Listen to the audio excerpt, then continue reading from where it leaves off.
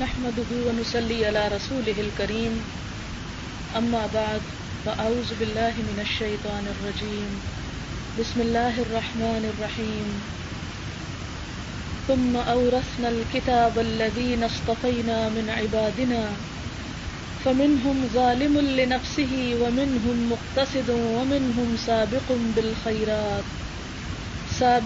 بالخيرات بإذن الله ذلك هو الفضل الكبير جنات عدن يدخلونها يحلون فيها من أساور من ذهب ولؤلؤا ولباسهم فيها حرير وقالوا الحمد لله الذي أذهب عنا الحزن إن ربنا لغفور شكور الذي أحلنا دار المقامة من فضله لا يمسنا فيها نصب ولا يمسنا فيها لغوب والذين كفروا لهم نار جهنم لا يقضى عليهم فيموتوا ولا يخفف عنهم من عذابها كذلك نجزي كل كفور وهم يسترخون فيها ربنا أخرجنا نعمل صالحا غير الذي كنا نعمل اولم نعمركم ما يتذكر فيه من تذكر وجاءكم النذير فذوقوا فما للظالمين من نصير ان الله عالم غيب السماوات والارض انه عليم بذات الصدور صدق اللہ العظیم۔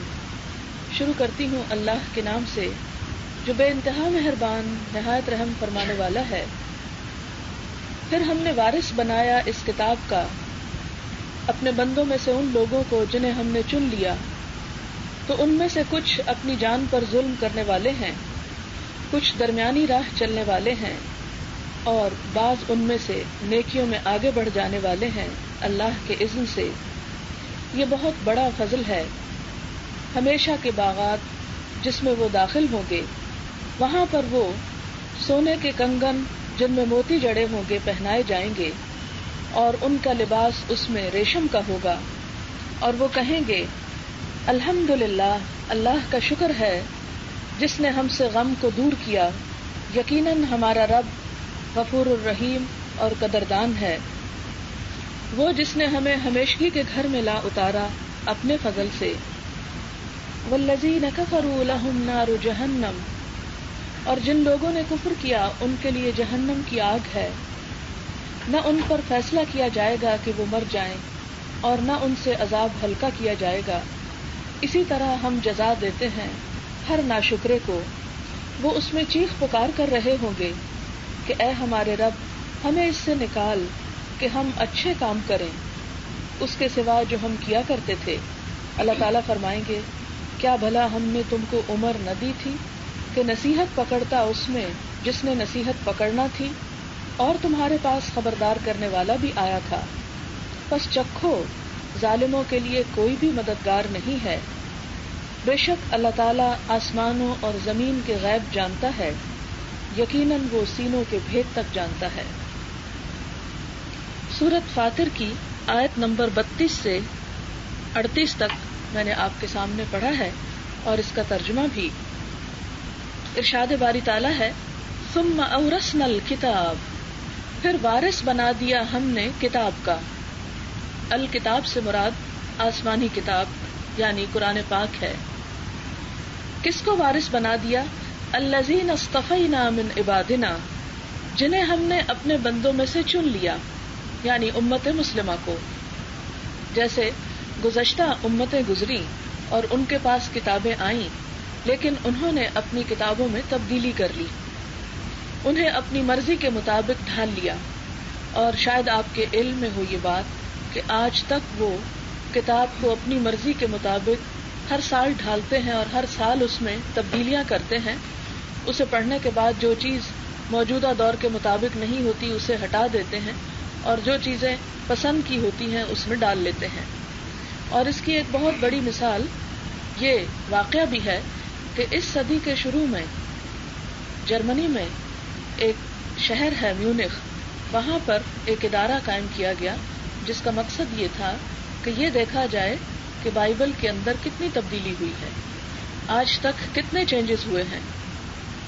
تو انہوں نے سب سے قدیم زبان جس میں بائبل پائی جاتی ہے، یونانی زبان، اس کے جتنے ممکن نسخے تھے، کاپیز تھیں، وہ اکٹھی کر لی اور کئی سال تک آپس میں کمپیریزن کا کام جاری رہا مختلف کاپیز کے درمیان.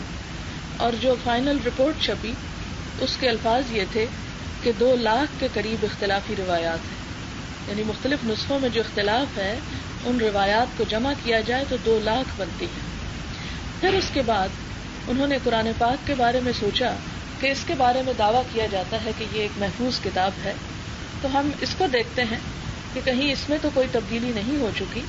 انہوں نے قرآن پاک کے نسخے جمع کیے اور تقریباً 40,000 نسخے اکٹھے کر لیے، جس میں مختلف علاقوں میں چھپے ہوئے، مختلف ہاتھوں میں، مختلف لکھائیوں میں لکھے ہوئے نسخے تھے، اور اسی طرح اس کا بھی جائزہ لیا.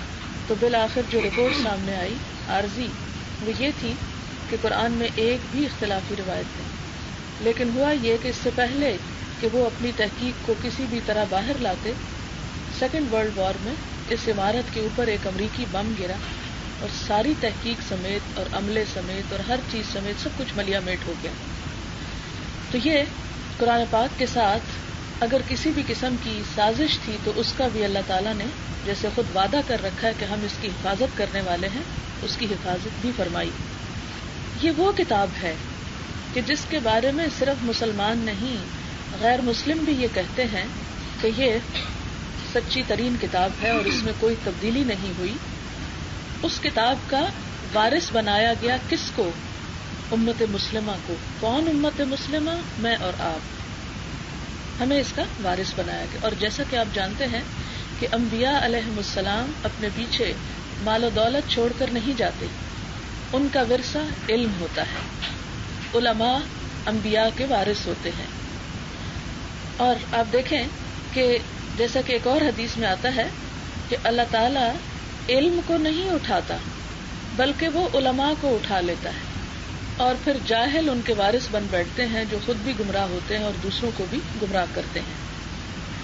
آج ہمارے ساتھ کچھ ایسا ہی المیہ ہو چکا ہے کہ ہماری توجہ، ہماری کوشش، قربانی، محبت اس دین کے سیکھنے سکھانے کی طرف کم سے کم رہ گئی. ہماری عقیدت جو ہوئی بھی یا جو ہماری محبتوں کا مرکز یہ کتاب بنی بھی، تو خوبصورت لکھائی میں اس کو لکھنا، خوبصورت آواز میں اس کو پڑھنا اور اس کے ذریعے جن بھوت بگانا یا دنیا کے کچھ فائدے حاصل کرنا ہی بن کر رہ گیا. اگرچہ اس کتاب سے یہ چیزیں بھی حاصل ہوتی ہیں، ایسا نہیں کہ یہ حاصل نہیں ہوتی، لیکن یہ ایسا ہی ہے کہ جیسے کسی شخص کے لیے اس کا والد یا اس کا کوئی بڑا کوئی ورثہ چھوڑ جائے اور اس ورثے میں ڈھیروں مال ہو، تو وہ اس مال سے فائدہ اٹھانے کی بجائے صرف اس کا دیدار کرے اور بند کر دے، یا اسے صرف دیکھ دیکھ کر خوش ہوتا رہے، یا اس سے عقیدت کے دعوے کرتا رہے، یا اس کے بنا پر فخر کرتا رہے اور اسے استعمال نہ کرے. ہمارے ہاں بھی کچھ یہی حال ہوا کہ ہم نے اس کتاب کو آنکھوں سے لگایا، لبوں سے لگایا، اونچا رکھا، سنبھال کے رکھا، محفوظ رکھا اور اس سے عقیدت کے محبت کے دعوے کیے، لیکن جس کام کے لیے یہ کتاب آئی تھی اس سے کچھ بھی فائدہ نہ اٹھایا. اسی لیے اللہ تعالیٰ فرماتے ہیں کہ ہم نے اپنی کتاب کا وارث بنایا، حوالے کی ہم نے اپنی کتاب کس کے؟ اپنے بندوں میں سے، اپنی ساری مخلوق میں سے ان بندوں کے جنہیں ہم نے چن لیا تھا. اور وہ کون ہیں چنے ہوئے بندے؟ امت مسلمہ، جنہیں اللہ تعالیٰ نے باقی ساری مخلوق میں سے کتاب کا وارث بنانے کے لیے منتخب کر لیا. آپ دیکھیں کہ اللہ تعالیٰ نے جب یہ کتاب ہمارے حوالے کر دی تو یہ ہم پر اس کا بہت بڑا احسان ہوا، بہت بڑا فضل ہوا. اللہ نے ہمیں چن لیا، جیسا کہ قرآن پاک میں ایک اور جگہ پر فرمایا كَذَلِكَ جَعَلْنَاكُمْ أُمَّةً وَسَطًا لِتَكُونُوا شُهَدَاءَ عَلَى النَّاسِ، کہ اسی طرح ہم نے تمہیں امت وسط بنایا، اور وسط کا معنی بہترین ہے. وہ کیسے؟ حدیث میں آتا ہے خیر الامور اوسطها، کہ سب سے بہترین کاموں میں سے وہ ہوتا ہے جو اس کا درمیانہ وسط حصہ ہوتا ہے، یعنی کناروں والا نہیں بلکہ بیچ والا، اور انر اور اصلی حصہ. اسی طرح ایک اور جگہ پر فرمایا کنتم خیر امت، تم بہترین امت ہو، اخرجت للناس، جنہیں لوگوں کے لیے، تمام انسانوں کے لیے پیدا کیا گیا. تأمرون بالمعروف وتنہون عن المنکر، تم نیکی کا حکم دو گے اور برائیوں سے روکو گے۔ لہذا اس کتاب کے وارث ہونے کی حیثیت سے ہمارا فرض کیا بنتا تھا؟ سب سے پہلے یہ کہ ہم اللہ تعالیٰ کے احسان عظیم کو پہچانیں کہ اس نے ہمیں یہ کتاب دی، ہمیں ایسے گھروں میں پیدا کیا، ایسی امت میں پیدا کیا، مسلمان پیدا کیا، کتاب کو پڑھنے کی توفیق دی، اس کو سمجھنے کے مواقع دیے، اور ہمیں ہماری کسی بھی خواہش کوشش کے بغیر ہمیں یہ انعام دیا۔ اگر اللہ تعالیٰ ہمیں بھی کہیں ایسے علاقے میں پیدا کر دیتے کہ ہم نہ جانتے قرآن کیا ہے، اسلام کیا ہے، رسول کیا ہے، خدا کیا ہے، تو ہم کیا کر سکتے تھے؟ کچھ بھی نہیں۔ اگر اس نے ہمیں ایسی جگہ پر پیدا کیا کہ جہاں یہ سب کچھ ہمارے لیے بہت آسانی سے اویلیبل تھا، تو یہ دراصل اس کا ہم پر بہت بڑا احسان تھا۔ تو پہلا فرض کیا بنتا تھا کہ ہم اس پر شکر گزار ہوتے، اس احسان کا اعتراف کرتے۔ پھر اس کے بعد دوسرا فرض ہمارے اوپر کیا عائد ہوتا ہے کتاب کے وارث ہونے کی حیثیت سے، کہ ہم اس کتاب کے مطابق اپنی زندگیوں کو بھی سنواریں اور اس کے ساتھ ساتھ اس تمام انسانیت تک اس کتاب کو پہنچائیں جس تک یہ پیغام نہیں پہنچا۔ آپ دیکھیں کہ پرستش کی خواہش یا پرستش یا عبادت کا جو شوق ہے وہ ہر انسان کے اندر کسی نہ کسی رنگ میں ضرور موجود ہے، حتیٰ کہ وہ ممالک جہاں پر کسی قسم کی بھی عبادت یا خدا رسول کا کوئی تصور نہیں، مثلا سوویت یونین میں آپ دیکھیں کہ وہاں ان سے زبردستی مذہب کو کھینچ لیا گیا، مسجدیں بند کر دی گئیں، قرآن پاک کا چھاپنا بند کر دیا گیا، اسی طرح لوگوں کے اوپر بین کر دیا گیا کہ کوئی مسجد جائے یا پرائیویٹلی بھی نماز پڑھے، یعنی جو بھی کوئی نماز وغیرہ پڑھنے والے تھے سب انڈر گراؤنڈ چلے گئے، اور ایک ہی خاندان کے لوگوں سے ایک دوسرے کی اسپائنگ کرائی جاتی تھی، جاسوسی، اور اگر پتہ چل جاتا کہ کوئی چھپ کے بھی نماز پڑھ رہا ہے تو اسے بھی دار پہ لٹکا دیا جاتا۔ اب آپ دیکھیں کہ جس قوم سے اس قدر ظلم اور تشدد کے ساتھ دین کا سب خاتمہ کیا گیا، اسی طرح یہ نہیں تھا کہ صرف مسلمانوں کے خلاف یہ محاذ آرائی تھی، بلکہ کرسچنز کے ساتھ بھی یہ کیا گیا کہ ان کے لیے بھی سب کچھ بند کر دیا گیا، چرچز وغیرہ اور بائبل کا پڑھنا اور کسی بھی دوسرے مذہب کا نام لینا سب ختم کر دیا گیا۔ لیکن اس کے باوجود وہ جو عبادت کا جذبہ تھا یا پرستش کی جو خواہش تھی وہ نہ چھینی جا سکی۔ اسی وجہ سے ہم دیکھتے ہیں کہ لینن کے مجسمے کو اور ان لیڈرز کو وزٹ کرنے کے لیے اور ان کے دیدار کے لیے بسا اوقات -40 ڈگری میں بھی لوگ کئی گھنٹے لائنوں میں کھڑے رہتے۔ کیا ملتا ہے؟ یعنی ایک لیڈر کا دیدار ہے تو اس سے کیا حاصل ہو جائے؟ لیکن وہ ہر انسان کے اندر چونکہ خواہش ہے کہ ایک ایسی بڑی چیز کو وہ اہمیت دے جس سے اس کی ایک خاص حص کی سیٹسفیکشن ہوتی ہے، تو چونکہ انسان کو اللہ تعالیٰ نے بنایا اور انسان کی ضروریات سے سب سے زیادہ وہ واقف ہے، تو اس ضرورت کو سامنے رکھتے ہوئے اس نے ہمارے لیے اپنی عبادت کے طریقے ہمیں سکھائے۔ جب انسان سے وہ چھینے گئے تو انسان نے دوسری طرف رخ کر لیا، اور اسی وجہ سے آپ دیکھیں کہ جہاں صحیح طور پر توحید کا تصور موجود نہیں، وہاں بھی کسی نہ کسی رنگ میں کہیں بتوں کو، کہیں آگ کو، کہیں سورج کو، کہیں کسی اور چیز کو پوجا جاتا رہا ہے، اور اب بھی یہ سلسلے جاری ہیں۔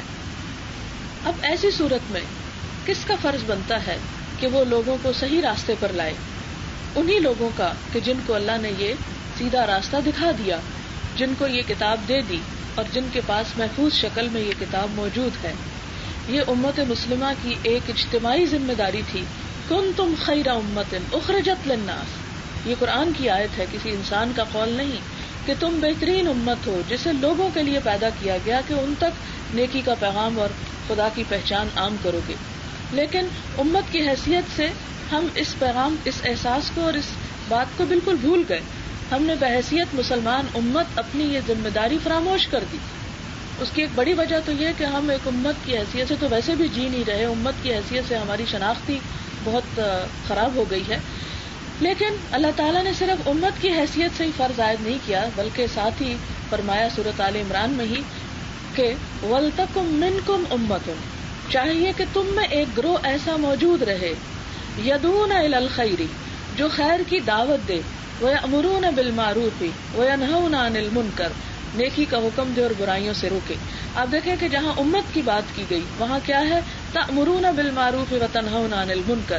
لیکن جہاں گروہ کی بات کی گئی وہاں کیا ہے؟ یدعون الی الخیر پہلی بات آتی، تو الخیر کیا ہے جس کی طرف تمہیں دعوت دینی ہے یا ایک گروہ کو لوگوں کو بلانا ہے، تو احادیث کی روح سے پتہ چلتا ہے کہ الخیر سے مراد یہاں قرآن اور سنت ہے، کہ ایک گروہ ہمیشہ امت میں ایسے لوگوں کا رہنا چاہیے کہ جن کا کام کیا ہو کہ وہ لوگوں کو قرآن اور سنت کے علم سے روشناس کراتے رہیں۔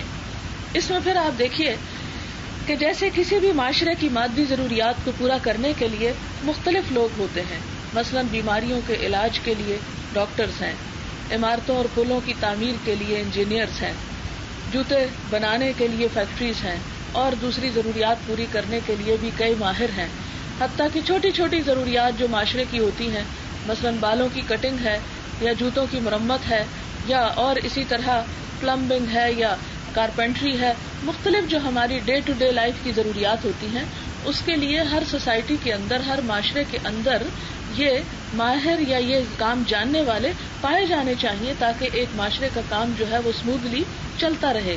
تو کسی معاشرے کی ضرورت صرف کارپینٹرز یا پلمبرز یا نائی یا موچی ہی نہیں ہوا کرتے، یا صرف ڈاکٹرز یا انجینئرز ہی نہیں ہوا کرتے۔ ایک معاشرے کی ان تمام چیزوں کو بہتر طور پر استعمال کرنے کے لیے ضروری ہے کہ روحانی ترقی کے لیے اور انسان کو انسان بنانے والے افراد بھی موجود ہوں، اور اسی کی طرف اشارہ کرتے ہوئے قرآن پاک میں اللہ تعالیٰ نے کیا فرمایا، وَلْتَكُمْ مِنْكُمْ أُمَّةٌ، تم میں سے ایک گروہ قائم رہنا چاہیے، باقی رہنا چاہیے کہ جو لوگوں کو خیر کی طرف دعوت دے، بھلائی کے راستے کی طرف بلائے۔ اور یہ اتنی بڑی ضرورت ہے کہ جس کو اللہ تعالیٰ نے خود قرآن میں بتایا۔ قرآن میں اللہ تعالیٰ نے یہ نہیں کہا کہ تم میں ڈاکٹر ضرور رہنے چاہیے، یہ تم میں انجینئر ضرور رہنے چاہیے۔ جب باقاعدہ ڈاکٹری کی تعلیم نہیں بھی ہوتی تھی تب بھی دنیا میں کسی نہ کسی شکل میں علاج کے طریقے موجود تھے۔ گھر جب بھی بنایا کرتے تھے لوگ، بہترین عمارتیں نہ صحیح، جس جگہ پر لوگ ہوتے کسی نہ کسی طرح اپنے لیے شیلٹر بنا لیا کرتے تھے۔ اسی طرح آپ دیکھیں کہ خیر کے پیغام بھی مختلف طریقوں سے لوگوں کو دیے جاتے رہے۔ تو اللہ تعالیٰ نے حضور اکرم صلی اللہ علیہ وسلم کی شکل میں، جبکہ دنیا آپ سے پہلے مادی ترقی کے اعتبار سے بھی بہت سلو پروسیس کے ساتھ آگے بڑھی ہے، اور حضور صلی اللہ علیہ وسلم کی آمد کے بعد آپ دیکھیں کہ 1400 سال کے اندر دنیا میں زبردست قسم کی تبدیلیاں ہوئی۔ اگر اس سے 1400 سال پیچھے چلے جائیں تو آپ کو بہت بڑے چینجز نظر نہیں آئیں گے انسانی ترقی کے، لیکن اس کے بعد جو کچھ ترقی ہوئی تو اس کے لیے اللہ تعالیٰ نے ایک ایسا رسول بھیجا کہ جس کے ماننے والے اپنا پیغام ایک جگہ بھی بیٹھ کر پوری دنیا میں کنوے کر سکتے ہیں، جبکہ دنیا ایک گلوبل ولیج بن چکی ہے۔ تو اس کام کے بھی ماہرین ہونے چاہیے، اور جس طرح ایک ایریا بنتا ہے تو اس ایریا میں آپ دیکھیں کہ ایک شاپنگ سینٹر ہوتا ہے، اور شاپنگ سینٹر میں مختلف ضروریات کی چیزیں جو ہے، مختلف دکانیں، مختلف اسپاٹس جو ہیں وہ بن جاتے ہیں، اسکول ہے، ہاسپٹل ہے، مسجد ہے۔ تو بالکل اسی طرح ہر ایریے میں، ہر علاقے میں لوگوں کی روحانی، دینی، اخلاقی، مذہبی ضروریات کو پورا کرنے کے لیے ایسے لوگ موجود رہنے چاہیے کہ جو انہیں اللہ کی مرضی کے مطابق جینا اور مرنا بتا سکیں۔ مجھے کسی نے بتایا، وہ اس شخص کا اپنا یعنی ذاتی واقعہ ہے، وہ میرے ہسبینڈ سے ملے، میں براہ راست نہیں ان سے ملی، میرے ہسبینڈ نے یہ قصہ مجھے سنایا کہ ان کے کوئی جاننے والے تھے، تو وہ کہتے ہیں کہ میں انٹیریئر سندھ میں گیا تو لوگوں نے دیکھا کہ میری داڑھی ہے، تو انہوں نے کہا کہ ہمیں جنازہ پڑھا دیں۔ تو میں نے کہا چلیں ٹھیک ہے پڑھا دیتا ہوں۔ وہ بھی کوئی بہت اسکالر یا عالم نہیں تھے، ویسے ہی اپنا حال حلیے سے یوں محسوس ہو رہا تھا۔ کہنے لگے کہ میں نے جنازہ پڑھایا تو میں نے دیکھا کہ آگے جو مردہ رکھا ہوا ہے اس کی ٹانگ ہل گئی ہے، تو مجھے ایک دم بڑی پریشانی ہوئی۔ میں نے نماز پڑھا کر جا کے کپڑا ہٹایا تو اس شخص کے اندر ہلکی ہلکی سانس تھی، تو میں نے ان سے پوچھا کہ یہ زندہ شخص کا تو جنازہ نہیں ہوتا، یعنی اس کا جنازہ کیوں پڑھوایا؟ تو کہنے لگے کہ ہمیں یہ نظر آ رہا تھا کہ یہ مرنے کے قریب ہے، تو چونکہ آپ مسافر تھے تو آپ سے ہمیں یہ تھا کہ آپ پڑھا دیں گے، پتہ نہیں یہ مر جاتا تو ہمیں کوئی جنازہ پڑھانے والا ملتا یا نہ، تو ہم نے کہا پہلے ہی پڑھوا کے رکھ لیتے ہیں۔ یعنی یہ کہانی نہیں ہے، یہ جس شخص کے اوپر گزری اس نے خود آ کے بتایا کہ ہمارے ملک میں اس حد تک جہالت ہے۔ پھر آپ دیکھیں یہ تھرپارکر کا علاقہ جو ہے، یہاں پر اتنی غربت اور اتنی جہالت ہے کہ جو مسلمان ہیں وہ برائے نام ہی بس مسلمان ہیں، اور وہاں پر دنیا بھر سے اتنی این جی اوز نے یلغار کی ہوئی ہے کہ پورے پاکستان میں شاید اتنے این جی اوز کے پروگرام نہ ہوں جتنے وہاں پر۔ اور اس میں سب سے زیادہ جو لوگ کام کر رہے ہیں وہ کرسچن مشنریز ہیں. ہماری اسلامک یونیورسٹی میں دعویٰ اکیڈمی کے ڈائریکٹر جنرل تھے ڈاکٹر محمود احمد غازی. تو پچھلے دنوں میں ہمارا نظریاتی کونسل کا اجلاس ہو رہا تھا, تو اس اجلاس میں یعنی خواتین رکن میں سے مجھے بھی شریک ہونا ہوتا ہے, تو اس اجلاس کے دوران انہوں نے ایک واقعہ سنایا جو خود انہوں نے ملاحظہ کیا. تو کہنے لگے کہ 3-4 دفعہ مجھے تھرپارکر جانے کا اتفاق ہوا, اور ہوا یہ کہ وہاں مجھے ایک شخص نے ایک واقعہ سنایا کہ کرسچن مشنریز کس طرح تبلیغ کرتے ہیں. کہنے لگے کہ یہاں ایک پادری آیا اور ابھی رہ رہا ہے, اور اس نے بکریوں کا ایک گلہ خریدا, اور بکریاں وہ چراتا ہے اور لوگوں کے درمیان اٹھتا بیٹھتا ملتا جلتا, اور اس نے لوگوں کو یہ کہا کہ اگر کوئی شخص کرسچن ہوگا تو میں اس کو ایک بکری دوں گا, اور اتنی غربت ہے کہ بکری بھی ان کے لیے بہت بڑی چیز ہے. تو اس نے کہا کہ بکری دوں گا, وہ بکری وہ لے لے, اور اس سے مزید جب بچے پیدا ہوں تو ایک بچہ بس مجھے دے دے.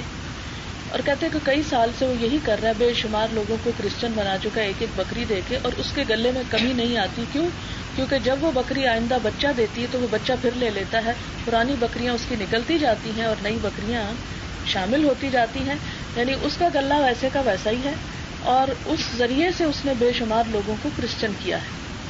تو اس پر ایک مسلمان نے ان سے ریکویسٹ کی کہ اگر آپ مجھے کچھ بکریاں خرید دیں تو کم از کم میں اس کا توڑ تو کروں.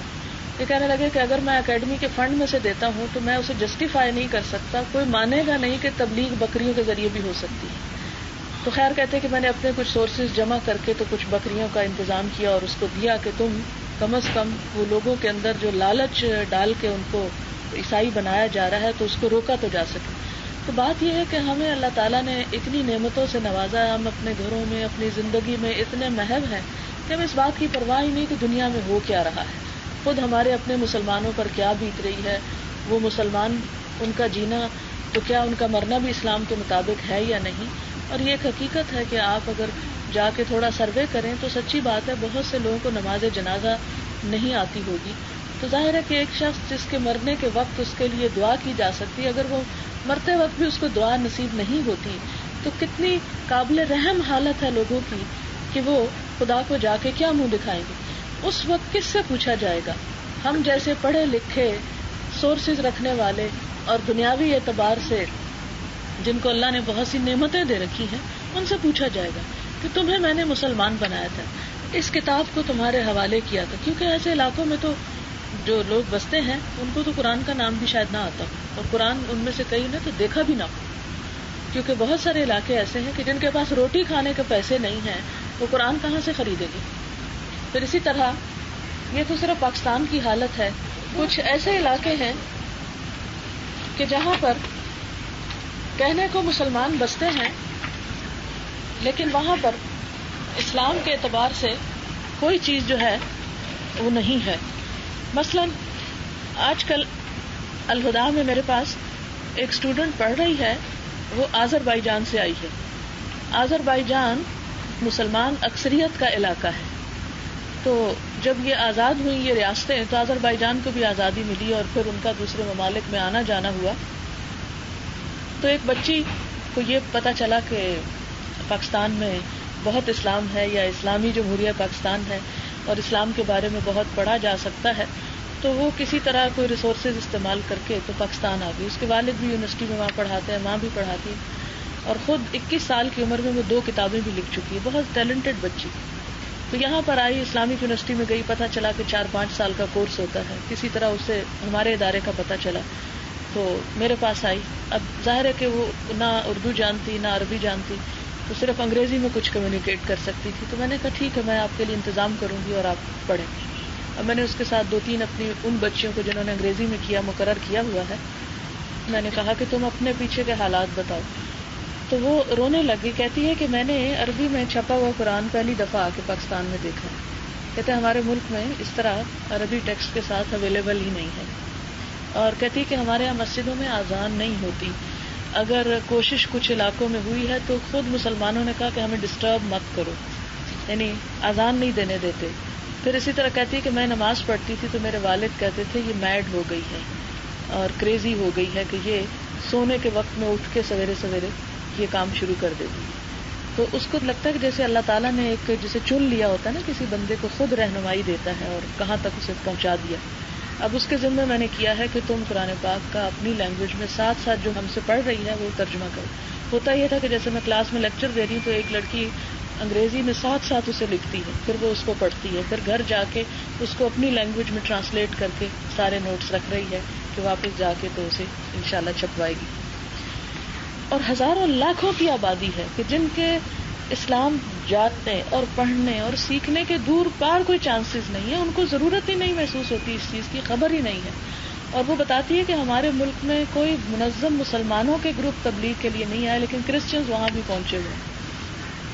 پھر پچھلے سال کی جنوری کے اخبار کی ایک رپورٹ تھی کہ تقریباً 700 اور کچھ ملین ڈالر مختص کیے گئے ہیں کرسچینٹی کو پھیلانے کے لیے، اور بے شمار ریڈیو چینلز اور کتابوں کی چھپائی، بائبل کے نسخے چھاپ کر مختلف علاقوں میں بانٹے جانے کا پروگرام ہے. اس سب کو جب ہم دیکھتے ہیں اور اس کے مقابلے میں ہم اپنی کوششوں کو دیکھتے ہیں کہ جن کو کتاب کا وارث بنایا گیا تھا ان کے پاس تو کتاب تبدیل ہو چکی ہے اور سچائی بھی نہیں، اور ہم جنہیں یہ سچائی دی گئی اور جنہیں چن لیا گیا اور جنہیں اللہ نے احساس دیا اور شعور دیا اور کچھ نہ کچھ ہم اپنا وقت بھی نکال سکتے ہیں، تو پھر ہم اس کتاب کے ساتھ کیا کر رہے ہیں، اس کا کتنا حق ادا کر رہے ہیں. اب دیکھیں کہ یہ کتاب کیا چیز ہے، اللہ اور بندے کے درمیان کمیونیکیشن ہے. اب دیکھیں کہ جس سے آپ کو محبت ہوتی ہے نا تو آپ کا دل چاہتا ہے آپ اس سے بات چیت کریں، کیونکہ جب تک آپ بات چیت نہیں کرتے ایک دوسرے سے تو اپنے بھی بیگانے ہو جاتے ہیں. مثلاً اگر گھر میں شوہر اور بیوی آپس میں بات نہ کریں تو ان کے درمیان ایک خلیج حائل ہو جاتی ہے، وہ لگتا ہے جیسے دو دشمن پھر رہے ہیں. تو بات چیت کرنا جو ہے وہ تعلقات کو مضبوط کرتا ہے. جب ہم یہ دعا مانگتے ہیں کہ یا اللہ تو ہمیں اپنا قرب نصیب کر، ہم تیرے قریب ہونا چاہتے ہیں، تو ہمیں اپنے مقرب بندوں میں شامل کر لے، اپنے مخلص بندوں میں شامل کر لے، تو اس کے لیے کیا ضروری ہے کہ ہم اس کے ساتھ زیادہ سے زیادہ کمیونیکیٹ کریں. اور وہ ممکن ہے کتاب اللہ سے، قرآن سے، کیونکہ اس کتاب کی جو تعریف کی گئی ہے وہ ہے ہوا کلام اللہ، کہ یہ اللہ کا کلام ہے، اللہ کی بات ہے. تو جس بندے کا دل چاہے کہ وہ اللہ سے باتیں کرے تو اس کو کیا چاہیے کہ اس قرآن کو کثرت سے پڑھے اور اس کو سمجھے. اور پھر آپ دیکھیں کہ جب آپ سمجھتے نہیں تو آپ کسی کی بات کو محسوس ہی نہیں کر سکتے. مثلاً ایک شخص اگر آپ کو دوسری کسی زبان میں، مثلاً گریک میں یا فرینچ میں گالیاں بھی دے جائے تو آپ کو تو کچھ خبر نہیں، اس لیے آپ کے اوپر کوئی اثر نہیں ہوگا. اسی طرح کوئی آپ کی تعریف کر لے جرمن لینگویج میں تو آپ کو تو نہیں خبر ہوگی کہ کیا کہا اس نے. اسی طرح قرآن ہمارے دلوں پر اس وقت تک اثر نہیں کر سکتا جب تک کہ ہم یہ نہ جانیں کہ یہ کہتا کیا ہے، اور پھر براہ راست اس کو نہ جانیں. کیونکہ بعض اوقات ہم یہ کہتے ہیں جی میرے پاس ٹرانسلیشن ہے بڑی اچھی انگریزی کی یا اردو کی ہے تو اس کو میں پڑھ لیتا ہوں. آپ دیکھیں کہ جو بات ہوتی ہے نا اس کا اثر بات سے ہی ہوتا ہے، پڑھنے سے نہیں. مثلاً کوئی بھی بات آپ لکھ کے کریں تو اس کا وہ ایفیکٹ نہیں آتا جو بول کر آتا ہے، سن کر آتا ہے. اسی لیے اللہ تعالیٰ نے نبی صلی اللہ علیہ وسلم کو دنیا میں بھیجا اور فرمایا، سورۃ آل عمران میں آتا ہے لقد من اللہ علی المؤمنین، اللہ نے اہل ایمان پر احسان کیا، اذ بعث فیہم رسولا من انفسہم، جب ان کے اندر ان کے نفسوں میں سے یعنی انہی جیسے انسانوں میں سے ایک رسول بھیجا. رسول نے آ کر کیا کیا؟ یتلو علیہم آیاتہ، وہ ان پر اللہ کی آیات پڑھ کے سناتا ہے، ویزکیہم، ان کی تربیت کرتا ہے، ویعلمہم الکتاب والحکمت، اور انہیں کتاب اور حکمت کی تعلیم دیتا ہے. وَإِن كَانُوا مِن قَبْلُ لَفِي ضَلَالٍ مُبِينٍ، اور بے شک اس سے پہلے وہ کھلی گمراہی میں مبتلا تھے. تو رسول نے آ کر یعنی اللہ تعالیٰ چاہتے تو ایک کتاب بھیج دیتے، لیکن کتاب نہیں بھیجی، رسول کو بھیجا اور رسول کے ذریعے کتاب آگے دی. اور یہی وجہ ہے کہ ہمیں کہا گیا وَلْتَكُن مِّنكُمْ أُمَّةٌ، ہر دور میں ایک گروہ ایسا رہے کہ جو اس قرآن کو سیکھے اور پھر آگے اسے سکھائے، اسے سنائے.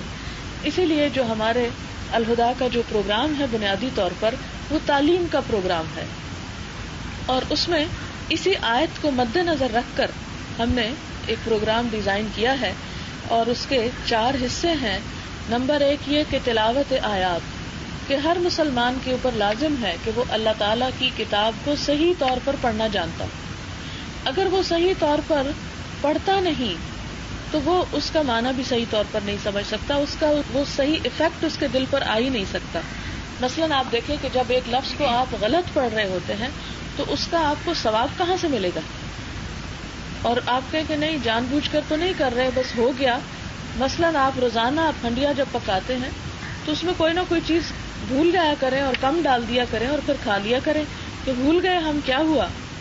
آپ دیکھیں کہ اگر آپ بھول بھی جائیں، مثلا نمک بھول گئے یا مرچ بھول گئے، تو بعد میں بھی اس کی کچھ نہ کچھ ایسی ترتیب کرتے ہیں کہ اب یہ ضائع نہ ہو، کھایا جائے، بعد میں نمک گھول کے ڈالیں یا مرچیں کسی طرح یا کچھ، لیکن وہ ہم کم بھولتے ہیں. اللہ کی کتاب ہی کے لیے ہمارے پاس نہ وقت ہے، نہ توجہ ہے، اور نہ ہی ہمیں اس کے یاد رکھنے کا کچھ زیادہ فائدہ معلوم ہوتا ہے. اور یہاں آ کے ہم کہتے ہیں خیر اللہ تعالیٰ غفور الرحیم ہے، کوئی زیادہ فرق نہیں پڑتا. میں ہمیشہ ایک مثال دیتی تھی کیک کی. مثلا کیک میں آپ دیکھیں کہ 5 بنیادی اجزاء ہیں، مثلا فلاور ہے، بٹر ہے، ایگز ہیں، بیکنگ پاؤڈر ہے اور شوگر ہے. ان میں سے ایک چیز بھی آپ نکال دیں تو آپ کا کیک نہیں بنتا، کچھ اور بن جائے گا، کیک نہیں بنتا. اب آپ خود سوچیں کہ آپ کا کیا ہوا کہ اگر فلاور نہیں ڈالتے کچھ تو بن جائے گا، کھا لیں گے. ہاں جو بنے گا وہ کچھ اور ہی ہوگا، وہ کیک نہیں ہوگا. اگر آپ بیکنگ پاؤڈر نہیں ڈالتے تو بھی کچھ اور ہی افیکٹ ہوگا. اگر آپ شوگر نہیں ڈالتے تو اس کا کچھ مزہ نہیں ہوگا. انڈے نہیں ڈالتے، اسی طرح بٹر نہ ڈالیں. آپ دیکھیں ایک چیز کم کر دیں. تو بالکل اسی طرح جب ہم قرآن پڑھتے ہیں تو اس میں بھی کچھ چیزیں ایسی ہیں کہ آپ اس کو کم نہیں کر سکتے. جہاں مد پڑھنی ہے وہاں مد ہی پڑھنی ہے. اگر آپ اس کو چھوٹا کر دیں گے تو اس کا معنی ہی بدل جائے گا. اگر آپ زبر کو زیر پڑھ دیں گے تو اس کا کچھ اور ہی مطلب بن جائے گا. تو جب آپ پڑھ ہی کچھ اور رہے ہیں تو وہ قرآن تو نہ ہوا. قرآن تو وہ ہے جو اللہ نے اتارا، اور جیسے اتارا اس کو ویسے ہی پڑھا جائے. اور اگر آپ کچھ اور پڑھ رہے ہیں اس میں تو وہ پھر جو چاہیں پڑھیں، وہ کچھ اور تو بن گیا مگر قرآن نہیں ہوا. اس لیے بہت لازم ہے کہ صحیح قرآن ہم میں سے ہر ایک کو پڑھنا آنا چاہیے. اور اس کے لیے عمر کی قید نہیں کہ ہم کہیں جی ہم آپ بوڑھے ہو گئے ہیں اور اب ہمارا یہ کام ہے. نہیں، جب بھی آپ کو اللہ توفیق دے آپ اس کو درست کریں. تو یہ جو الہدا کی برانچز ہوتی ہیں اس میں ہمارا پہلا جو سبجیکٹ ہوتا ہے وہ قرآن کو صحیح طور پر پڑھنا ہے. دوسرا کام جو ہے وہ یزکیہم، تربیت کرنا. کیونکہ خالی علم کافی نہیں تھا. اس آیت میں جو آل عمران کی میں نے آپ کے سامنے کوٹ کی، اس میں یہ نہیں کہا کہ وہ قرآن کی تلاوت سکھاتے ہیں اور حکمت کی تعلیم دیتے ہیں، بلکہ یزکیہم بھی بیچ میں لائے. تو جب تک علم کے ساتھ تربیت نہ ہو، کیریکٹر بلڈنگ نہ ہو، عمل نہ ہو، مزاج میں تبدیلی نہ آئے، اس وقت تک یہ علم جو ہے فائدہ مند نہیں ہوتا. اور تزکیہ جو ہے وہ انسان کیا کرتے ہیں، کتابوں سے تزکیہ نہیں ہوتا، یا صرف ایک فارمل لیکچر دینے سے نہیں ہوتا. اس کے لیے ہمارے سامنے نبی صلی اللہ علیہ وسلم کا بہترین اسوہ حسنہ ہے. تو تربیہ کی کلاس ہوتی ہے اس میں پھر قرآن کی تجوید کے علاوہ، جس میں اصل مقصد یہ ہوتا ہے کہ ہم دیکھیں کہ نبی صلی اللہ علیہ وسلم کا اٹھنا، بیٹھنا، سونا، جاگنا، یعنی ہم ان کے ساتھ رہیں ایک طرح سے، یعنی ان کی سنت کو صحیح طور پر فالو کریں اور چیزیں پڑھ کر آپس میں ڈسکس کریں کہ جس سے ہمارا عمل آسان ہو. مثلاً آپ جب ایک چیز یہاں سیکھتے ہیں، معاشرے کو اس کے خلاف پاتے ہیں، تو پھر آپ کو یہ پریشانی لاحق ہوتی ہے کہ یا اسے چھوڑیں یا اسے چھوڑیں. تو نہ آپ اس کو چھوڑ سکتے ہیں نہ آپ اس کو چھوڑ سکتے ہیں. رہنا بھی آپ نے معاشرے کے اندر ہے، اس کو آپ چھوڑ کے کہیں بھاگ نہیں سکتے. اور اسی طرح اس قرآن کو بھی آپ ترک نہیں کر سکتے، کیونکہ قیامت کے دن نبی صلی اللہ علیہ وسلم ان لوگوں کے خلاف گواہی دیں گے جنہوں نے اس قرآن کو چھوڑ دیا. سورۃ بنی اسرائیل میں آتا ہے وقال الرسول یا رب ان قوم اتخذوا هذا القرآن مہجورا، اور رسول پکاریں گے کہ اے رب میری اس قوم نے قرآن کو چھوڑ دیا تھا، مہجورا، ترک کر دیا تھا. تو آج ہم ایک طرف اللہ کے رسول صلی اللہ علیہ وسلم سے محبت کے دعوے کرتے ہیں اور یہ امید لگائے ہوئے کہ آپ ہماری شفاعت کریں گے، اور دوسری طرف ہمارا قرآن سے کوئی تعلق نہ ہو تو وہ کیا سفارش کریں گے؟ وہ تو الٹا خلاف گواہی دیں گے کہ انہوں نے قرآن کو خیر بات کہہ دیا. اس لیے نہ تو ہم اس کو چھوڑ سکتے ہیں اور نہ اس کو چھوڑ سکتے. پھر کیا طریقہ ہو کہ دونوں کو ساتھ لے کر چل سکیں؟ تو تربیہ کی کلاس میں ایسے موضوعات، ایسے ٹیکسٹ، ایسی چیزیں ڈسکس ہوتی ہیں کہ جس سے انسان کے اندر، اس کے مزاج میں، اس کی انر سیلف میں ایسی تبدیلی آئے، ایسی ریزسٹنس پیدا ہو کہ جس میں وہ اس کو بھی ابزارب کرے اور دوسری طرف معاشرے کے جو چیلنجز ہیں ان کو بھی گوارا کرے اور ان کو بھی میٹ کرے. پھر تیسری چیز یعلمہم الکتاب، کہ کتاب کی تعلیم دینا. اور کتاب کی تعلیم میں پھر اس کا ہر لفظ کا معنی، اور پھر آیت جب اکٹھی ہو جائے تو اس کی تفسیر. اور اس تفسیر میں بھی کوشش یہ نہیں ہوتی کہ آپ بہت ثقیل عالمانہ گفتگو کریں، بلکہ کوشش یہ ہونی چاہیے کہ ہم اسے اپنی روزمرہ زندگی سے ریلیٹ کریں، کیونکہ قرآن ہماری عملی پریکٹیکل لائف میں ایک خوشگوار جھونکا لانے کے لیے ہے. تو اس کے لیے ضروری ہے کہ ہم اس کو سمجھنے والے ہوں اور اسے اپنی عملی زندگی سے ریلیٹ کریں. ہمارے ہاں افسوس کے ساتھ یہ کہنا پڑتا ہے کہ جیسے اللہ کے فضل سے بڑے بڑے اسکالرز ہیں بھی اور گزرے بھی، لیکن ان سب نے اپنی نیک نیتی کے ساتھ اپنے علم کو زیادہ نمایاں کیا، اور جو قرآن کا وہ ایفیکٹ تھا کہ اسے روزمرہ زندگی میں لایا جائے اس کی طرف توجہ کم رہی. مثلاً اگر آپ کو یہ بتا بھی دیا جائے کہ اس آیت کا یہ ہسٹوریکل بیک گراؤنڈ ہے اور اس جگہ پر نازل ہوئی، تو پھر اس کا مطلب تو یہ ہے کہ وہ اسی دور کے لیے آیا تھا قرآن، ہمارے لیے تو اس میں کچھ نہ ہوا. لیکن قرآن یہ کہتا ہے کہ ھذا بلاغ للناس، یہ تمام انسانوں کے لیے ایک میسج ہے، وَلِيُنذَرُوا بِهِ، اور چاہیے کہ اس کے ساتھ وہ خبردار کیے جائیں، یعنی وہ آج کے اس موجودہ دور کے لیے بھی ہے. اس لیے قرآن کو ایسے انداز پر پڑھنا اور پڑھانا ہمارا ایک مشن ہے کہ جس سے یہ قرآن روزمرہ زندگی میں ہمیں مدد دے، کیونکہ اسلام کا اصل معنی کیا ہے؟ پیس، امن. ہماری ذاتی زندگیوں میں، ہماری ازدواجی زندگیوں میں، ہماری خاندانی زندگیوں میں، ہمارے پھر معاشرتی لوگوں کے ساتھ ریلیشن شپ میں ایک خوشگوار جھونکا آئے. اگر یہ چیز نہ آئے تو قرآن کے پڑھنے کا پھر کوئی فائدہ نظر نہیں آتا. اس لیے تیسری چیز جو ہے وہ تعلیمی کتاب ہے. کل خدا کے پروگرام میں چوتھی چیز جو ہے وہ سنت رسول صلی اللہ علیہ وسلم ہے. اس کو دو حصوں میں تقسیم کیا جاتا ہے، ایک تو آپ کی سیرت اور ایک آپ کی احادیث جو آپ نے فرمائی یا آپ نے کچھ چیزیں کر کے دکھائیں. تو آپ دیکھیں کہ جس شخص کے ساتھ ہماری محبت ایمان کا حصہ ہے، یعنی نبی صلی اللہ علیہ وسلم کی ذات، کہ آپ کی محبت کیا ہے؟ ایمان کا حصہ. کہ اس وقت تک کوئی مومن نہیں ہو سکتا جب تک کہ اللہ کے رسول صلی اللہ علیہ وسلم کو اپنے والدین، اپنی اولاد اور تمام انسانوں سے بڑھ کر نہ چاہا جائے. تو ہم اس چاہت کا دعویٰ کرتے ہیں، لیکن ہم آپ کے بارے میں کچھ زیادہ جانتے بھی نہیں. زیادہ سے زیادہ وہ جانتے جو ہمیں بچپن میں اسلامیات کے نام پر کتابوں میں پڑھا دیا گیا، اور اس میں بھی زیادہ مکی دور کا حصہ یا نبوت کے پہلے کے بہت سارے واقعات، حالات ہوتے ہیں کہ آپ بکریاں چراتے تھے اور آپ غار حرا میں جاتے تھے اور اس قسم کی کچھ باتیں. لیکن آپ صلی اللہ علیہ وسلم کی کیا اچیومنٹ تھی، کیا اخلاق تھا، کیا کردار تھا، وہ ہمارے بچے اسلامیات کی کتابوں میں بہت کم پڑھتے ہیں. تو اسی لیے آپ دیکھیں کہ ان کے دل میں حضور صلی اللہ علیہ وسلم کی محبت نہیں پیدا ہوتی. تو اس محبت کے پیدا کرنے کے لیے معرفت ضروری ہے. جب تک آپ کسی کو پہچانے نہ، آپ کے دل میں وہ اس کا صحیح مقام نہیں پیدا ہوتا ہے. کہ ایک بظاہر ظاہر کسی کو آپ دور سے دیکھتے ہیں تو ایک جذباتی اٹیچمنٹ تو بسا اوقات ہو سکتی ہے، حقیقی محبت نہیں ہوتی. کسی کی حقیقی خوبیاں دیکھ کر پھر اس کے ساتھ جو تعلق ہوتا ہے وہ مضبوط ہوتا ہے، پائیدار ہوتا ہے. تو اسی طرح نبی صلی اللہ علیہ وسلم کی جب سیرت ہم پڑھتے ہیں یا آپ کی سنت کو پڑھتے ہیں تو اس سے پھر ہمیں آپ کی جو معرفت حاصل ہوتی ہے، پھر اس کے اوپر جو عمل کرنا ہے اور جس کا ہم سے مطالبہ بھی کیا گیا کہ اتباع کیا جائے، آپ کی پیروی کی جائے، آپ کے فٹ سٹیپس کو فالو کیا جائے. اور آپ دیکھیں کہ جب کسی کے فٹ سٹیپس کو فالو کیا جاتا ہے تو پھر اس سے بہت کویسچننگ یا آرگیومنٹ نہیں کی جاتی. وہ جا رہا ہے اور پیچھے اسے کہتے بس جدھر میں جا رہا ہوں چلتے چلے جاؤ. آج صبح میں باہر کھڑی تھی صحن میں تو میں نے دیکھا کہ کوئی آبی پرندے تھے، تو ان میں سے ایک لیڈ کر رہا تھا اور دو پیچھے رو برابر آ رہی تھی، اور بہت دور تک وہ ایک لیڈ کر رہا ہے اور باقی پیچھے اڑتے چلے جا رہے ہیں. تو میں یہ دیکھ رہی تھی کہ پرندوں کے اندر بھی کتنا ڈسپلن ہے اور کتنا نظم و ضبط ہے کہ ایک لیڈ کر رہا ہے اور پیچھے سب جا رہے ہیں، وہ جدھر چاہے مڑ جائے، جدھر چاہے جائے. تو ہمارے لیے بھی اصل لیڈر جو بنایا گیا وہ نبی صلی اللہ علیہ وسلم کی ذات ہے، اور ہمارے لیے بھی اصل حکم کیا ہے کہ ان کو فالو کرتے جائیں. قرآن پاک میں اللہ تعالیٰ فرماتے ہیں قل ان کنتم تحبون اللہ فاتبعونی، کہہ دیجئے کہ اگر تم اللہ سے محبت کرتے ہو تو کیا کرو؟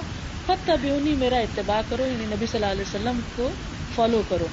اور فالو آپ اسی وقت کر سکتے ہیں جب آپ کو پتا ہو کہ آپ کیا فرماتے ہیں، کیا کہتے ہیں اور کدھر کو لے جانا چاہتے ہیں. عموماً ہم کسی بھی سنت پر عمل کرتے ہوئے کہتے ہیں اچھا یہ کوئی قرآن میں تھوڑی لکھا ہے، حدیث ہی ہے نا، پتہ نہیں صحیح ہے یا نہیں. تو آپ کو پتہ ہونا چاہیے کہ صحیح کیا ہے اور غلط کیا ہے اور ضعیف کیا ہے.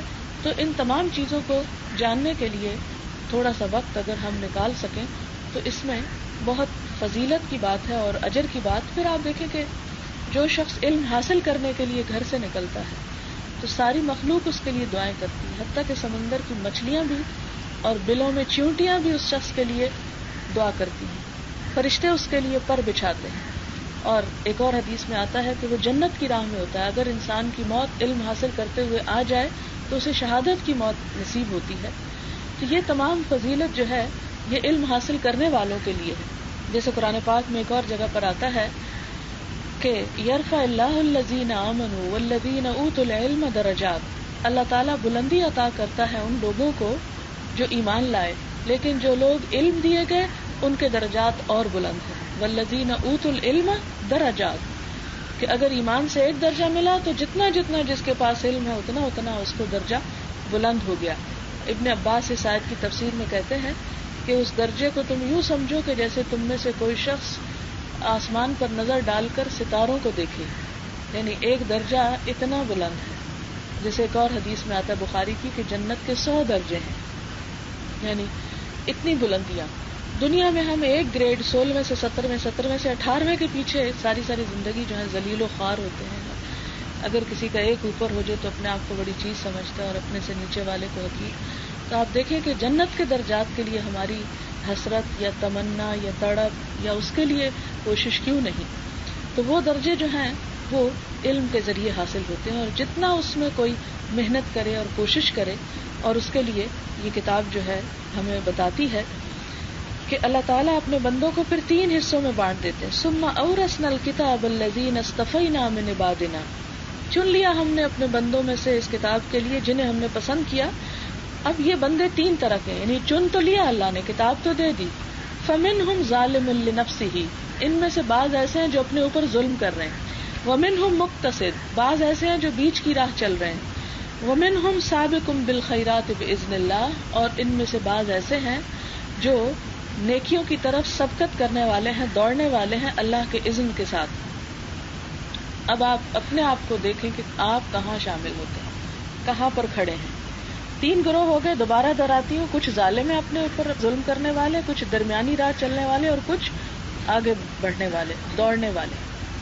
اب آپ دیکھیں کہ ان تینوں کے بارے میں حدیث میں ان کا انجام بتایا گیا.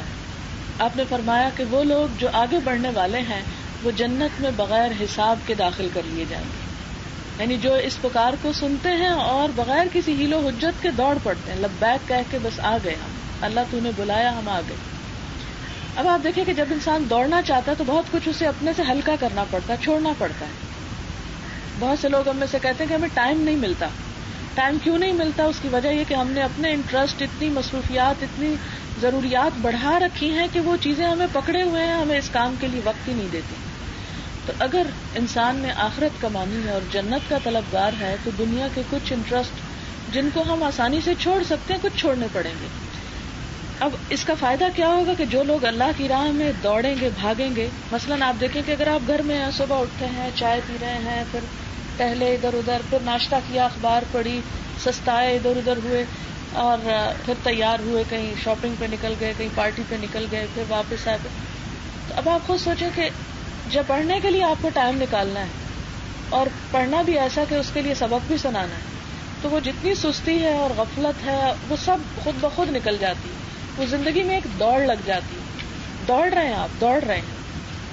صبح اٹھے تو آپ کے ذہن میں کئی چیزوں کی لسٹ ہوتی ہے کہ جانے سے پہلے مجھے یہ اور یہ کام کرنے ہیں، پھر وہ آپ کرتے ہیں، پھر آپ واپس آ کر پھر اپنا پلان کرتے ہیں اور باقی ساری چیزوں کو اس کے مطابق ریگولیٹ کرتے ہیں. تو یہ دوڑنا جو ہے یہ آپ کے لیے بہت اجر کا سبب ہے اور ثواب کا سبب ہے. اس میں آپ کچھ لوز نہیں کریں گے. اس کا فائدہ سب سے بڑا کیا ہے کہ نبی صلی اللہ علیہ وسلم نے فرمایا کہ جو دوڑنے والے ہیں وہ جنت میں حساب کے بغیر دروازے کھلے اور وہ اندر. دوسرے جو ہیں مقتصد، ان سے حساب لیا جائے گا لیکن ہلکا لیا جائے گا، یعنی روکے جائیں گے، ان سے حساب لیا جائے گا مگر ہلکا. اور جو ظالم ہیں ان کو حشر کا سارا عرصہ میدان حشر میں روک کے کھڑا کیا جائے گا. اب یہ درمیانے کون ہے؟ کبھی شوق آیا تو کچھ کر لیا، جب شوق گیا تو چھوڑ دیا، یعنی اپنی زندگی میں کچھ فرائض پورے کر لیے، بس بیچ کی راہ جیسے آپ سمجھتے ہیں. اور ظالم کون ہے کہ جو اس کی طرف پلٹ کے بھی نہیں دیکھتے. تو اب اگر پلٹ کے بھی ہم اس کتاب کو نہیں دیکھتے، نہ اس کے پڑھنے کی حد تک، نہ سمجھنا، نہ سمجھانا، تو پھر اللہ تعالیٰ یہ کیٹیگریز کر رہے ہیں، میں نہیں کر رہی. اس آیت کو آپ سورۃ فاطر کی دوبارہ بے شک گھر جا کے خود پڑھ لیں. 32 نمبر آیت ہے کہ ہم نے اس کتاب کا وارث بنایا ان لوگوں کو جنہیں ہم نے اپنے بندوں میں سے چن لیا. اور یہ چنے ہوئے بندے کون ہیں؟ 3 قسم کے. فمنہم ظالم لنفسہ ومنہم مقتصد ومنہم سابق بالخیرات. اب اس آیت کے مطابق آپ اپنے آپ کے بارے میں سوچ لیں، دیکھ لیں کہ آپ نے کہاں کھڑے ہونا ہے، کس کیٹیگری میں آپ چاہتے ہیں کہ قیامت کے دن شامل ہو. اور وہ کیٹیگریز اللہ تعالیٰ کسی کی شکل یا نام، نسب یا کسی اعتبار سے نہیں بنائیں گے. ہر انسان کے عمل کے اعتبار سے ان کی کلاسیفیکیشن کی جائے گی وہاں، اور اس کے مطابق معاملہ کیا جائے گا. اور اس میں اپنے پرائے الگ الگ ہو جائیں گے. بعض بیگانے اپنے ہو جائیں گے وہاں، اور بعض اپنے بیگانے ہو جائیں گے. والدین اور اولاد کے درمیان، بہن بھائیوں کے درمیان، شوہر بیوی کے درمیان تفرقہ ڈال دیا جائے گا کہ یہ ایسا تھا اور یہ ویسا، اس کو یہاں اور اس کو وہاں رکھو. جیسے سورۃ یاسین میں بھی آتا ہے وَامْتَازُوا الْيَوْمَ أَيُّهَا الْمُجْرِمُونَ، کہ اے مجرموں آج الگ ہٹ کے کھڑے ہو جاؤ. پھر فرمایا ذَلِكَ هُوَ الْفَضْلُ الْكَبِيرُ، یہ بہت بڑا فضل ہے کہ اللہ کسی کو اپنی راہ میں دوڑنے کا شرف دے. جنات عدن، ہمیشگی کے باغات ہوں گے، یعنی جو بغیر حساب کے جنت میں داخل ہو جائیں گے وہ ہمیشہ ہمیشہ خوشیوں میں رہیں گے. یدخلونہا، جس میں وہ داخل ہوں گے. یحلون فیہا من اساور من ذہب ولؤلؤا، وہاں ان کو کنگن پہنائے جائیں گے سونے کے جن پہ موتی لگے ہوئے ہوں گے. آپ دیکھیں کہ دنیا میں انسان کی خواہشات یہی تو ہیں، اور خصوصاً خواتین کی، کہ جیولری میں ان کا کمپٹیشن اور نئے نئے ڈیزائنز، ورائٹی والی چیزیں، ان کے لیے ہم مارے پھرتے ہیں. آج فلاں جگہ ایگزیبیشن ہے، آج فلانی جگہ یہ پتہ چل رہا ہے، کبھی ادھر جا رہے ہیں کبھی ادھر جا رہے ہیں. یہ پسند نہیں آیا، سوچا کہ یہ شاید کسی اور کے پاس نہیں، دیکھا کہ وہ تو فلاں بھی پہنے ہوئے، اور پھر وہ معلوم نہیں کیا کیا غم اور فکر ہیں. تو اللہ تعالیٰ فرماتے ہیں کہ تم اگر میری خاطر اپنی یہ خواہشیں تھوڑی سی کنٹرول کر لو تو میں تمہاری خواہش جنت میں پوری کر دوں گا. صاف الفاظ میں وعدہ ہے. یحلون فیہا من اساور من ذہب ولؤلؤا، اور لؤلؤ سچے موتی کو کہتے ہیں جو دنیا میں بہت کم پائے جاتے ہیں. ولباسہم فیہا حریر، اور دوسرا شوق کس کا ہوتا ہے؟ پیور سلک، حریر، بہترین قسم کے لباس ہوں گے جو ریشم کے ہوں گے. اور یہ سب کچھ جب انہیں مل جائے گا، پہن کے ڈریس اپ ہو جائیں گے، قالوا الحمد للہ الذی اذہب عنا الحزن، کہیں گے شکر ہے اللہ کا جس نے ہم سے سارا غم دور کر دیا. وہ تردد اور فکر اور پریشانی جو دنیا میں ہمیں لاحق تھی، الحمدللہ وہ سب چلی گئی. ان ربنا لغفور شکور، ہمارا رب بخشنے والا بھی ہے اور بڑا قدردان بھی ہے کہ جس نے ہماری کوششوں کو قبول کر لیا. کیونکہ کوشش کا کرنا ایک الگ چیز ہے اور اس کی قبولیت جو ہے وہ ایک الگ چیز ہے. اور پھر بعض اوقات انسان کو اپنی قابلیت پر بڑا مان ہوتا ہے، کبھی بھی قابلیت پہ مان نہیں رکھنا چاہیے. بات قابلیت کے لیے قبولیت کی ہوتی، اور یہاں پر اسی چیز کی کہ اللہ نے ہماری کوششیں قبول کر لی. الذی احلنا دار المقامتی، جس نے ہمیں ہمیشگی کے گھر میں لا اتارا. یعنی جنت ایسی جگہ جہاں سے کوئی پھر کسی کو جانا نہیں. جب جنت کی یہ خوبی بتائی جاتی ہے تو کچھ بدبخت لوگ کہتے ہیں اچھا پھر جنت میں صرف رہنا ہی ہوگا اور رہنا اور بوریت نہیں ہو جائے گی. تو ایسے موقع پہ میں ہمیشہ لوگوں سے پوچھتی ہوں کہ یہ بتاؤ کہ جنت اچھی ہے یا دنیا؟ تو کہتے ہیں جنت. میں نے کہا دنیا کم تر جگہ ہے نا؟ ہاں کم تر ہے. میں نے کہا کون مرنا چاہتا ہے اور کون اس کو چھوڑنا چاہتا ہے، کون اس سے جانا چاہتا ہے؟ اتنی تکلیفوں سے بھری ہوئی یہ دنیا، اس کو بھی ہم نہیں چھوڑنا چاہتے. تو کہا یہ کہ جنت جیسی جگہ ہو خوشیوں کی اور پھر اس کو ہم چھوڑنے کا سوچیں اور اس میں بوریت کی بات ہو. قرآن پاک میں آتا ہے سورۃ الکہف کے آخر میں کہ جنت الفردوس لا یبغون عنہا حولا، اس سے وہ لمحے کے لیے بھی ٹلنا نہیں چاہیں گے، کسی وقت بھی اس کو نہیں چھوڑنا چاہیں گے. اور یہ تو بات ہی دور کی کہ پھر رہتے رہتے بور ہو جائیں گے. وہاں بوریت نام کی کوئی چیز نہیں. اسی لیے فرمایا لا یمسنا فیہا نصب، یہاں ہمیں کوئی تھکاوٹ نہیں اور نہ ہی کوئی بوریت ہے. آپ دیکھیں کہ دنیا کو آپ سجانے کے لیے اور بنانے کے لیے اور اس میں نئی نئی جدت پیدا کرنے کے لیے مسلسل تھکتے ہیں. آپ چاہتے ہیں آپ کا گھر خوبصورت ہو، آج پردے بدل رہے ہیں، آپ فرنیچر بدل رہے ہیں، پھر رینوویشن کر کے کوئی ڈیزائن گھر کے بدل رہے ہیں. کنٹینیوسلی ایک تھکاوٹ کا پروسیجر ہوتا ہے. اور اگر آپ روز گھر کو صاف نہ کریں پھر اس میں وہ خوبصورتی نہیں رہتی. فرمایا کہ وہاں جنت میں نہ تو کوئی ایسی پریشانی ہوگی اور نہ تھکاوٹ ہوگی اور نہ بوریت ہوگی، یعنی وہاں ان سارے چکروں سے انسان پاک ہوگا. والذین کفروا، اور وہ لوگ جنہوں نے کفر کیا یعنی اس کتاب کو ماننے سے، اللہ رسول کو ماننے سے انکار کر دیا، لہم نار جہنم، ان کے لیے جہنم کی آگ ہے، لا یقضی علیہم فیموتوا، ان کا فیصلہ بھی نہ چکایا جائے گا کہ مر ہی جائیں، کیونکہ جہنم کے بارے میں ایک اور جگہ پر آتا ہے ثم لا یموت فیہا ولا یحیا، کہ وہاں جا کر انسان نہ جیے گا نہ مرے گا، وہ زندگی نہیں اور وہ موت خاتمے کا نام نہیں. لا یخفف عنہم من عذابها، ان کے لیے اس جہنم کے عذاب میں سے کچھ کمی بھی نہ کی جائے گی. دنیا میں آپ دیکھیں کہ جیسے آگ بھڑکائی جاتی تو بالآخر ٹھنڈی ہو جاتی ہے، راکھ ہو جاتی ہے، لیکن جہنم کی آگ اتنی شدید ہوگی کہ کسی وقت اس کی آنچ بھی دھیمی نہ پڑے گی. ایک اور جگہ پر آتا ہے کلما خبت زدناہم سعیرا، جس وقت بھی اس کی آنچ ذرا دھیمی ہونے لگے ہم اس کو اور بھڑکا دیں گے اور زیادہ کر دیں گے کہ کسی طرح بھی عذاب کم نہ ہو. دنیا میں ہوتا ہے کہ آپ ایک غم پہ غم سہتے جائیں تو غم پروف ہونے لگتے ہیں. آپ اگر چوٹ پہ چوٹ لگتی جائے تو تھوڑی دیر کے بعد آپ کا جسم ایسا ہو جاتا ہے کہ اس میں سینس ہی ختم ہونے لگتی ہے اور تکلیف کا احساس ختم ہو جاتا ہے. شدید چوٹ کی حالت میں یعنی بے حس ہو جاتا ہے انسان، اور انسان پھر نہیں جانتا کہ اس پہ کیا بیت رہی. جہنم میں جا کے نہ بے ہوشی ہوگی، نہ انسان کے اوپر کوئی ایسی کیفیت ہوگی کہ جس سے عذاب میں کبھی کمی ہو جائے، بلکہ وہ ہر دم تیز سے تیز ہی رہے گا. کذالک نجزی کل کفور، اسی طرح ہم جزا دیتے ہیں ہر ناشکرے کو کہ جس نے نعمت پا کر پھر اللہ کی اطاعت نہ کی اور قدردانی نہ کی. وہم یصطرخون فیہا، وہ جہنم میں جا کے چیخیں ماریں گے اور کہیں گے ربنا اخرجنا، اے ہمارے رب نکال ہمیں یہاں سے، نعمل صالحا، کہ ہم اچھے کام کریں، غیر الذی کنا نعمل، ان کاموں کے علاوہ جو ہم کرتے تھے. یعنی دنیا میں جو کام ہم سے چھٹ گئے، آج تو ہم جب بھی کوئی نیکی کے کام کا سوچتے ہیں، ارادہ کرتے ہیں تو ہم کہتے ہیں اچھا پھر کر لیں گے، بعد میں کر لیں گے، ٹھہر کے کر لیں گے. نماز ہی دن میں 5 دفعہ دیکھیں کہ کب ایسا ہوتا ہے کہ پہلا خیال آنے پہ نماز پڑھ لیں. کیا ہوتا ہے؟ اذان ہوئی، اچھا پڑھتے ہیں، اچھا ابھی پڑھتے ہیں. یعنی بچوں کو تو چھوڑیں، اپنے بارے میں بھی سوچیں کہ انسان ٹال مٹول کرتا رہتا ہے اور تاخیر کر دیتا ہے ایک نیکی کے کام میں. اسی طرح جیسے قرآن سیکھنے یا پڑھنے کی بات ہے تو اس میں بھی ہم طرح طرح کے عذر بہانے کر کے اچھا ابھی نہیں، پھر پڑھ لیں گے، ٹھہر کے پڑھ لیں گے، ابھی ہمارے بہت سے کام ہیں. تو کوئی پتہ نہیں کہ ٹھہر کے ہماری زندگی بھی باقی بچتی ہے یا نہیں، ہمیں موقع بھی ملتا ہے یا نہیں.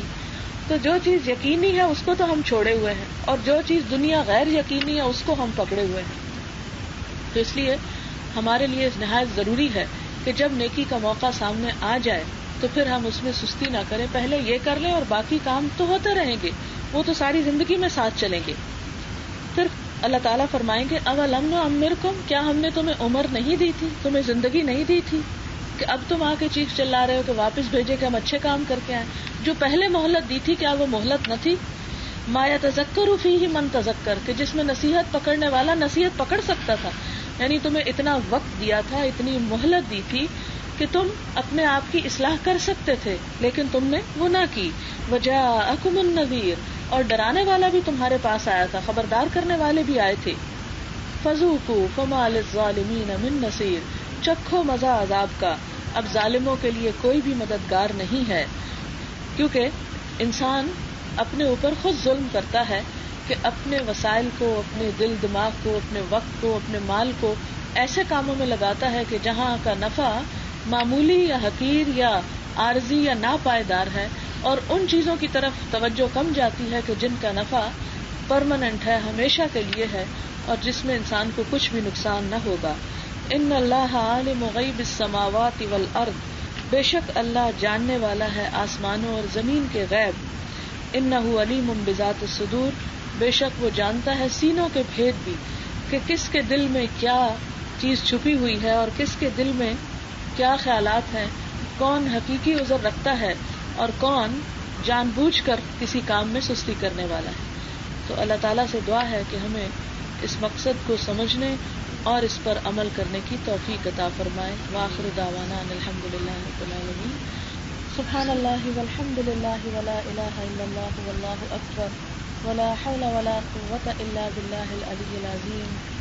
اللہم صل علی محمد وعلی آل محمد كما صليت على إبراهيم وعلى آل إبراهيم إنك حميد مجيد اللهم بارك على محمد وعلى آل محمد كما باركت على إبراهيم وعلى آل إبراهيم إنك حميد مجيد ربنا آتنا في الدنيا حسنة وفي الآخرة حسنة وقنا عذاب النار ربنا لا تزغ قلوبنا بعد إذ هديتنا وهب لنا من لدنك رحمة إنك أنت الوهاب ربنا لا تزغ قلوبنا بعد إذ هديتنا وهب لنا من لدنك رحمة إنك أنت الوهاب يا حي يا قيوم برحمتك نستغيث ربنا آتنا في الدنيا حسنة وفي الآخرة حسنة وقنا عذاب النار ربنا لا تؤاخذنا إن نسينا أو أخطأنا